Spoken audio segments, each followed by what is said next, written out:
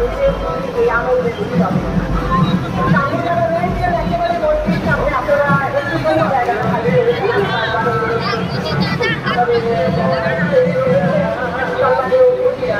তাদের সমস্যার সৃষ্টি হচ্ছে। ঋতুকালীন সঙ্গীতের অনুষ্ঠানের পরে আমরা সরাসরি চলে যাব দ্বিতীয় পর্বের মূল অনুষ্ঠান, প্রতিযোগিতামূলক অনুষ্ঠান।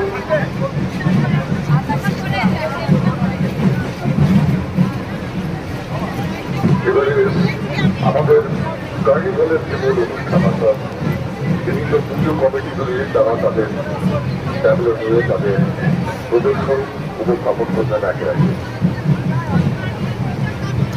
বিচারক যারা রয়েছেন আমাদের মাননীয় বিচারক মন্ডলী, তারা তাদের বিচারকের আসন গ্রহণ করতে অনুরোধ করছি।